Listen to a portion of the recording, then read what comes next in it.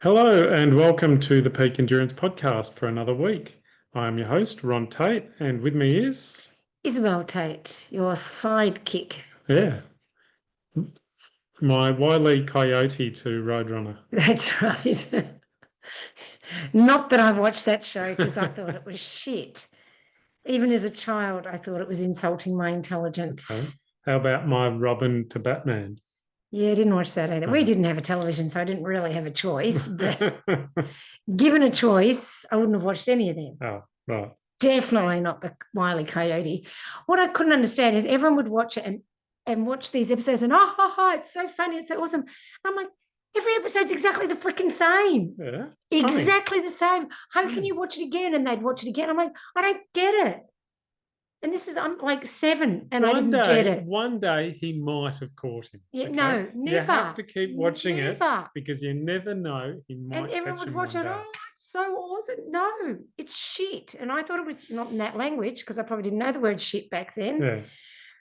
But I thought it was garbage. I just didn't get why people would want to watch that. Because that would be when if I went for a sleepover at someone's house, they'd have the cartoons on. Far too lowbrow for you. Far too. I did not get the attraction. I thought it was the stupidest show. Which was why it was funny. But it wasn't funny because it was stupid. Yeah. All right. Funny. Poll time. How did we get onto that? Yeah, poll time. People, let us know in the comments. Yeah, that's let right. us know. Yeah. If you're with me, the smart people. Or with me, who, love to see Bugs Bunny do his thing. Oh, God, I hated Bugs Bunny too. I hated all of them. I thought they were so dumb. Yeah. I was reading Lord of the Rings at that age. That's right. Yeah. I was the biggest nerd on the planet of the earth. I would have read it too if it was in comic style. Yes, I know. You probably would have. That's what your brain is for. Your brain creates the pictures. Yeah, that's right. It does now. It didn't back then. Yes. All righty. Anyway. Anyway, what have we been up to? Not a lot. Not a heck of a lot because of something that we're going to be talking about. Yes.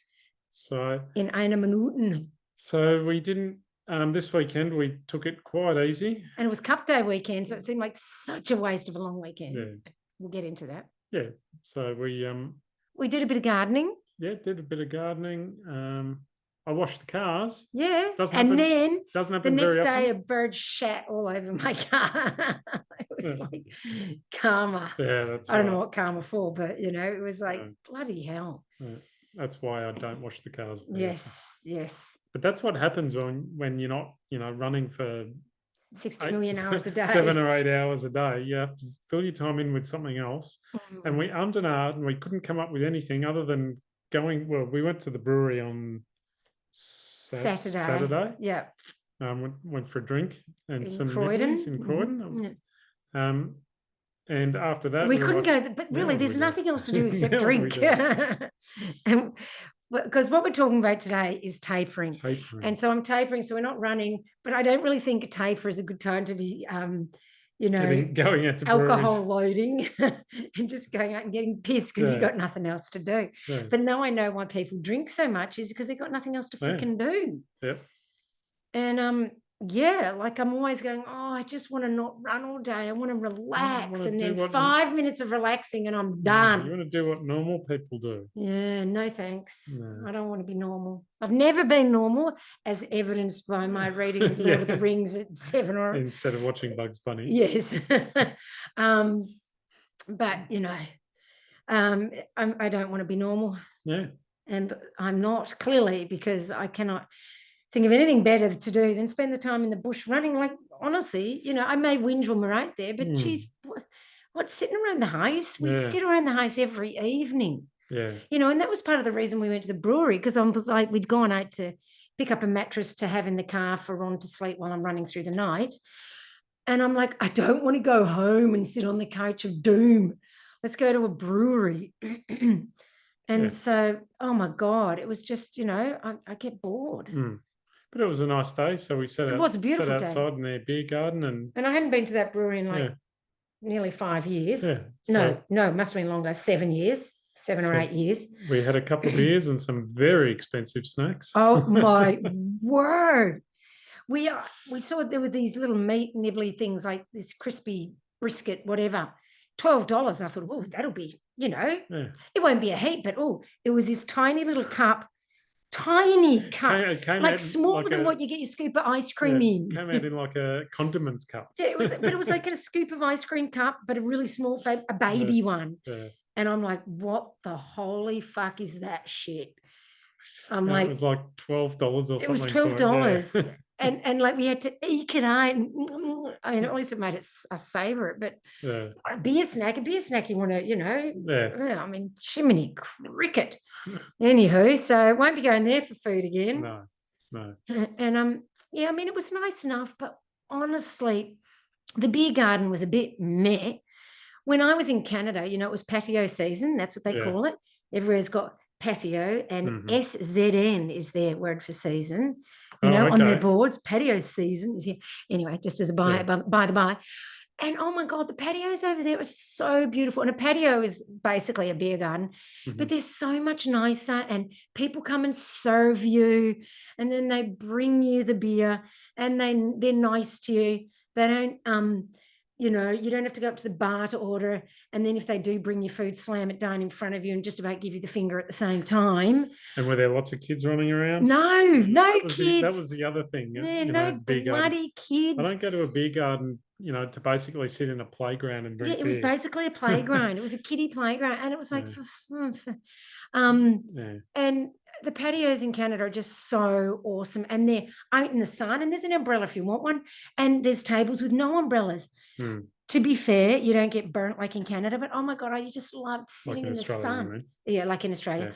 Yeah. I loved sitting in the sun. Whereas in Australia, there's umbrellas and roof coverings, and you're not really sitting outdoors. You're sitting under a big bloody thing. Like, and you could go to any patio and you drive by and see, and they were all good. Yeah. Here, it's like, we seem to have lost the art of the beer garden in Australia. You go to most pubs, just the only kind of outdoor area they have is a smoking section. And for, non-smokers like us, we have no interest of going and sitting in amongst the smokers. No.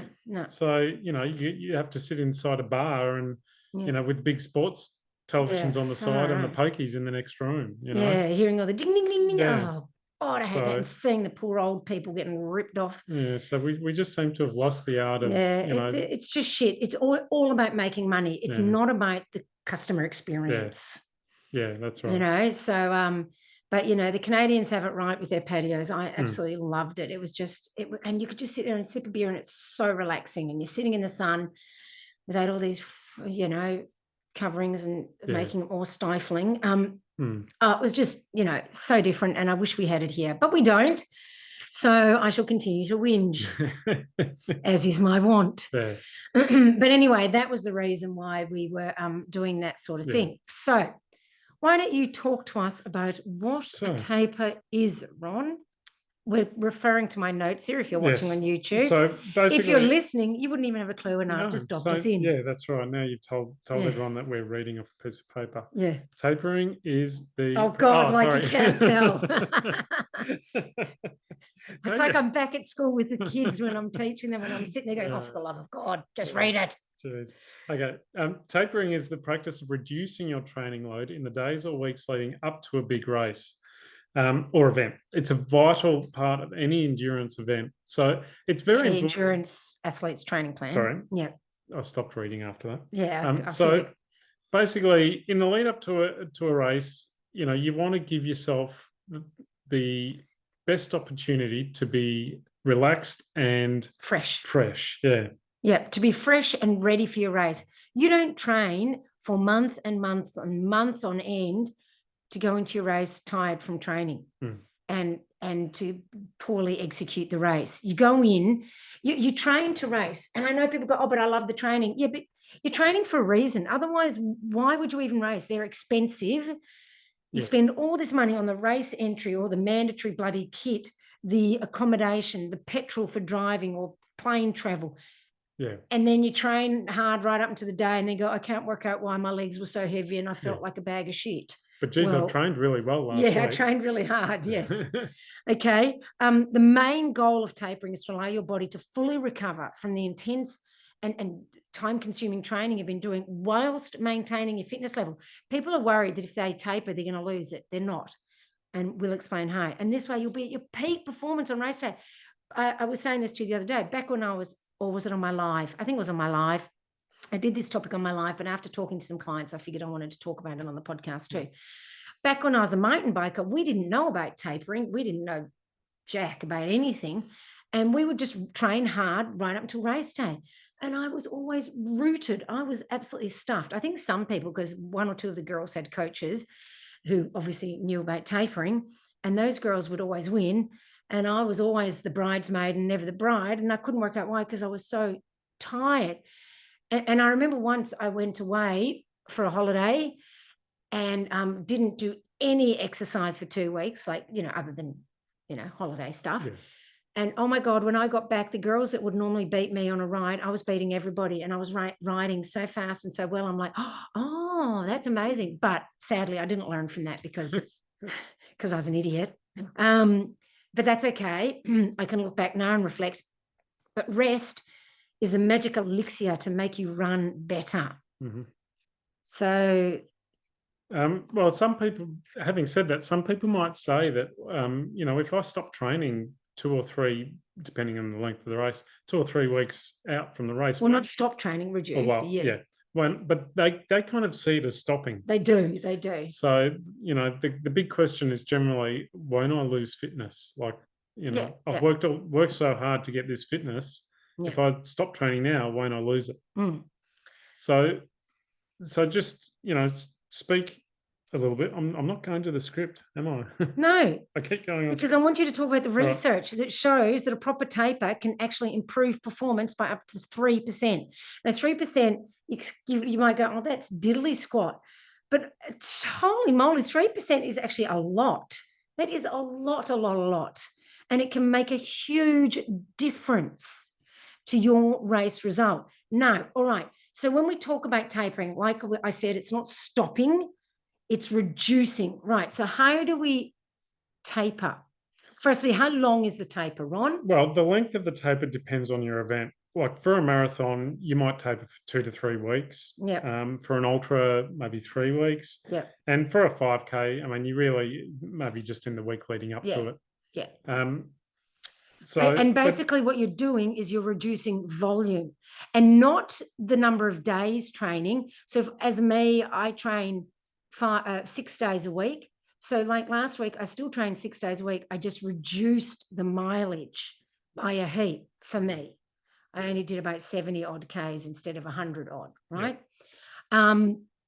And so you cut back on the total amount of training, and I was still doing quality work, and I just still did a quality work this week, 2 sessions. Mm-hmm. So you've got to keep that high intensity work. That's what keeps your fitness, and you keep the consistency up. So your body's used to training a certain amount. And if you suddenly cut the mileage by cutting the days as opposed to cutting the length of the runs, you're not really achieving the right things. What were you going to say? Sorry. And we also still going to the gym. Yes, we were still going to the gym, but we reduced last week. We reduced, well, you didn't because you're not doing 100K, but I reduced the weight I was using. And normally we would do 4 different exercises, 4 leg, 4 upper body, but instead we did 3 and we reduced the weight, right? This week, because the race is on Saturday, I'm doing no weights. You cannot get stronger. And last week, it's not like I could get stronger. In the last 2 weeks before race, you can't get stronger. But that was more for maintenance and also for that, this is what my body is used to doing. But you have to make sure you reduce the weights. There's no point in lifting heavy. And I was certainly increasing the plyometrics in these last few weeks because plyo helps with your explosiveness and helps you get race ready. But please, please, please, that does not mean giving you carte blanche to just suddenly start jumping around like a maniac. I was very judicious in how we did it and integrated it slowly and carefully. If you need help with that, contact me. We do strength work at Peak Endurance Coaching too, which can include plyometrics if you are up to it. Not everybody is, but we have done enough that we can do that. Mm-hmm. So this week, no weights, because it's only strength training breaks your body down, like all training, and it's just not going to benefit you. So no strength work this week. which Ron is absolutely freaking wrapped about. Oh, no gym. Oh. I don't understand. I love the gym. I love the gym. Ron doesn't get it. I even love the smell of the gym, and I love hearing the clunk and bang of the weights, and I love it. Love it. Love the gym. Yeah. Alrighty. And also you within that period, you should be resting more, getting extra sleep for your taper.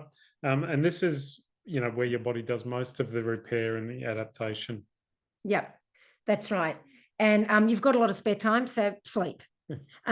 Stay sharp. Include some pre-race or include some race pace workouts in your reduced training. Like I said, like today, I just did race pace effort because it was on the bike path. So clearly I'm running in the hills and on trails. I'm not going to be running at that pace. I can tell you that right now, but it was the effort level I was going for. And that just keeps your body primed and ready to go. And finally, don't try anything new. Stick to your usual nutrition and gear. The taper period isn't the time to experiment. In saying that, and although it shouldn't be experiment, I have started my 3-day carb load. But this is not unusual. This is my usual carb load that I do before a big race. I didn't do them last year with the hundreds because there's no way I wanted to carb load every month because it is a bit gross. Yeah. But I have always carb loaded for races. I know it's out of favor with a lot of people. Well, I say bad luck to you because it actually works. All the science says it works. And I can tell you from my own anecdotal data of N of 1, it works, right? Runners are notorious for not eating enough, most runners, especially female runners, for not really eating enough and not eating enough carbs. And that's what makes the carb load so important. You've got to give your body the carbs it needs to fuel you. Oh, but it'll make me bloat. It'll make me put on weight. Maybe a kilo. Yes, it'll bloat you. That's water weight. You'll lose it straight away as soon as you start running. And a little bit heavier at the start. Maybe that'll slow you down so you don't burst out of the gates like a greyhound at the races, So, and you'll honestly, you'll use it. I go into these races, I always have. You'll see that where I have always, because of my carb load, I pin my number over my tummy so people can't see. They don't come up to me and go, oh, you're pregnant. 6 months are you, Isabel? Because that's what I look like. Pretty much the same size when I was about 6 months pregnant. Well, not quite, but you know what I mean? My stomach is bloated, but that goes away. And I use it. Absolutely, I use it. And it's nothing better than feeling like you've got energy from food. You will fatigue earlier in the race. You will not do as well. And if your stomach does go south during the race, at least you've got some reserves in you, some glycogen in your muscles and your liver and everything. So many people say, mid ultra, or I just couldn't eat anymore. I couldn't eat. Which is, I get. Which happens a lot. But then your body still uses the energy and it needs the energy. It's got to get it from somewhere. Yeah. So you want to have fed your body up properly beforehand. Yeah. So that you can fall back on that if needed. Yeah, that's right. Now, another thing when we say don't try anything new, that means don't go doing your home renos now. It's not the time to renovate the kitchen or paint the living room or landscape the garden. Yeah. All right. Don't go, oh, I've got all this time. Let me go through my honey to-do list or honey-do list, whatever it's called. Just freaking rest. Yeah. Spend, if your partner doesn't run, spend some quality time with your partner. Spend some extra time with your kids. Catch up on that work that you've been, shoving under the table and avoiding kind of thing. Get on top of all that sort of stuff. We were going to go to the movies. Cameo Cinemas in Belgrave do old movies, old matinees and that, but they didn't have anything on. We were going to go do something like that. We sat outside in the yard for ages yesterday, Cup Day, because it was beautiful, and just sitting out there and hearing the kids playing, and it was really lovely. Boring, but lovely. Yeah. Really, and I didn't whinge much. No, you didn't whinge much at all. You didn't say you were bored once or twice. No, I think it was like 10 times. I'm bored, Ron. I'm bored. Got a fair bit of that on Sunday as well. Yeah, that was mainly Sunday. On Sunday, we did a grand total of 8K. Yeah, 8. Yeah, I think, and a quick gym workout. So we were done well before lunchtime. Oh, well. And at least yesterday on Cup Day, it was Tuesday, so I still felt like it was socially acceptable for me to work, even though it was Cup Day. But Sunday, it's like, oh, Sunday, I shouldn't do too much work. I snuck in a bit, but oh my God, it was boring. But it's taper, and I've accepted that. Yes. And the other thing that people hate when I talk about carb load is, like, I'm carb loading. I'm not going to run tomorrow on Friday, and I'm carb loading. And oh my God, you feel like a sloth, and you feel a bit, but honestly, I know it'll come back to me in spades. I used to, back in the day, reduce training, cut out caffeine and carb load. Oh my God, you did not want to come across me. My kids remember it not fondly. No, that's why Zara put the you must consume caffeine clause in the driving the car. No caffeine downloading whilst driving her car. And meanwhile, your headache pill consumption goes went up. Oh yeah. I was having to take heaps of painkillers because my bones were hurting from lack of caffeine. Like, and I'd have a sip of caffeine, or like a really small cup, and the bone pain went away. Freaky, the withdrawal symptoms I got, like sore hips. It was super weird. And that's why I gave it up, because I figured the caffeine was better than all the painkillers I was having to consume, like every 4 hours. And to sleep. Oh, it was horrendous. All right. So people ask, how much should I reduce my training volume during the taper? All right. So as a general rule, you reduce your volume by about 20 to 30% in the first week of a taper, and then by 50% or more in the final week. Like this week, before the race, I'll have done 30K. Yeah. Okay. So it'll be 130K week because I've done 30K. Yep. So, which is in 6 days, that's diddly squat,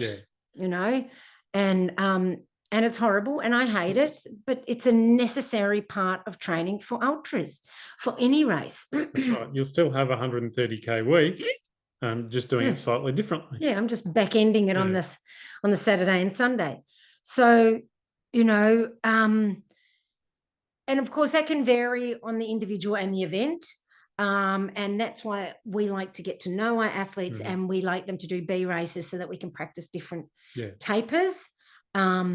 Some people require a bit more. Like some of my clients, I give them 2 days rest, complete rest before race. Other ones, I'll give them, 1 day rest, but the day before the race, just a 5K shakeout run. It depends on the athlete.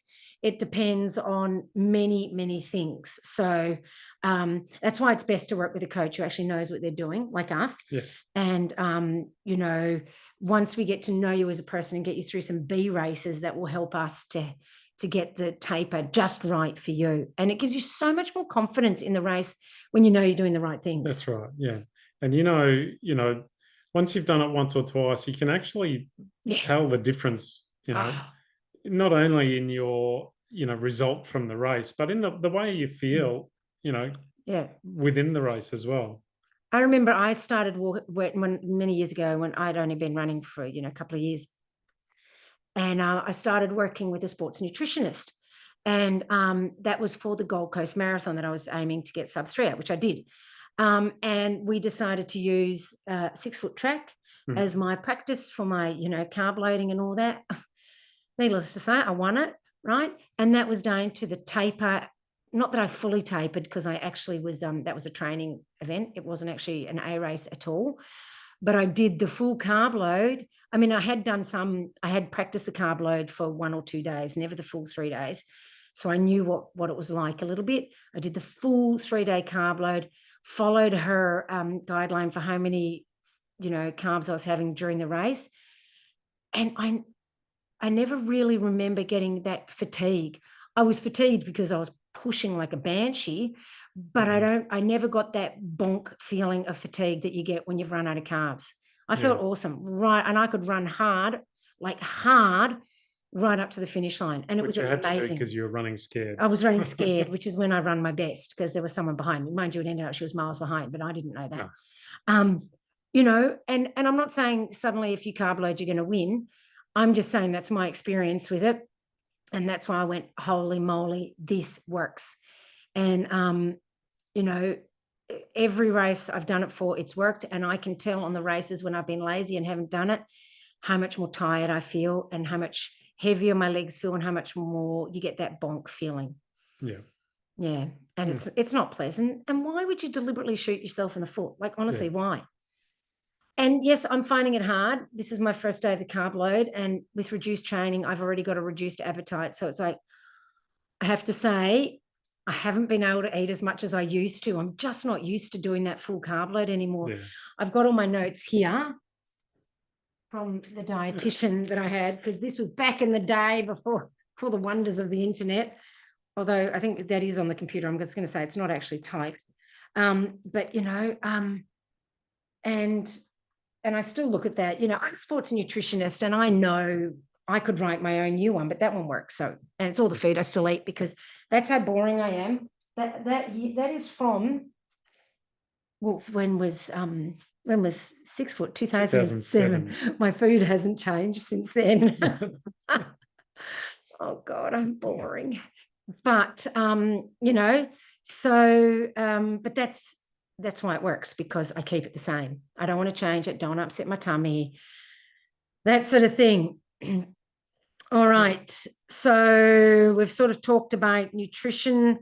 What else did we need to talk about? Anything in particular? No, just to, it is hard, it is hard to understand that training less means means racing better. But you've just got to trust in the process. Yeah. It's not world shattering. Everyone does it, or at least, anyone that is going for performance. Is going for performance does it. Yeah. So just trust in the process. Yeah. And you'll get the benefits. Oh, absolutely. And I know some people suddenly start feeling niggles and, oh my God, am I getting a cough and this? And you get really paranoid during the taper. Mm-hmm. That's why they call it taper tantrums. But, niggles should settle down during the taper. I also recommend getting more massages, doing, a little bit more stretching. Once again, not going crazy, but just a little bit of extra stretching. You don't want to overstretch and, strain a muscle or something. Yeah. But like I said, just spend more time with loved ones. The thing is that Ron and I spend enough time together because we run together. Yeah, that's right. It's not like we're going to spend more time together when we're not running. Yeah, that's right. It's exactly the same. If anything, we spend more time together when we're running, because when we're not running, I'm working, which isn't really quality time. No. And then Ron ends up getting bored and going to do the gardening. Or washing the cars. So, yeah. But yeah, it is a good time to do all those, relaxing things that, running. That normal people do. Yeah, normal people do. Unlike us ultra runners that you have to make your excuses for when you're that's when right. You've got to get up on a Sunday morning and train for 6 hours. Yep. So enjoy the taper. Try to enjoy it, because you know what it's like when you're deep in a training block and you feel like all you do is eat, sleep, run, and you're probably at that point going, oh, I just want to not run, which I've been there.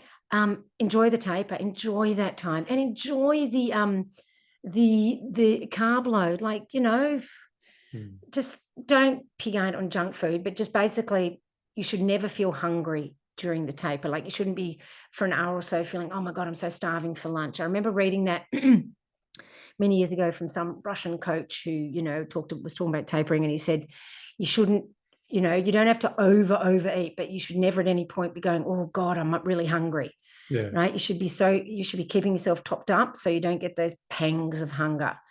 And just, make food carbohydrate heavy. So like today when I had my toast this afternoon, I slathered honey on it because that's real high carb. Mm-hmm. So yes, all righty. So that's all we have time for. Now, if you find this helpful, please rate, review, and subscribe. Share with your friends. Share with the world. Share on social media. Put the social back into social media. That's right. And if you happen to be at the Marysville Marathons on the weekends, stop in and say hello. Especially seeing as I'm starting at 11 o'clock at night. I'm sure all the ultra runners will be up and right then. Oh, God. But you might see me hanging around the start-finish line on waiting for Sunday morning, either getting myself ready or waiting for Isabel to swing by so I can join her. Yep. But I'll certainly be there, checking in and doing all that sort of stuff when everyone's there. So say hello. Yes, indeed. Please do.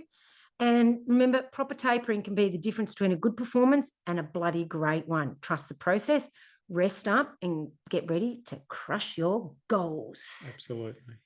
All righty. Thanks for joining us, everybody. We hope you enjoyed this podcast and as much as you enjoyed the taper. Yeah. Try not to be too bored. Yes. Maybe watch a movie. Maybe watch 3 movies. Oh, God, I'm so maybe, sick of movies. Maybe watch the Lord of the Rings trilogy all in one. I like the books, don't like the movies. Sorry. That'll just put me to sleep. But there you go. You need more sleep. So that's it. All righty. Enjoy. Goodbye. Bye-bye.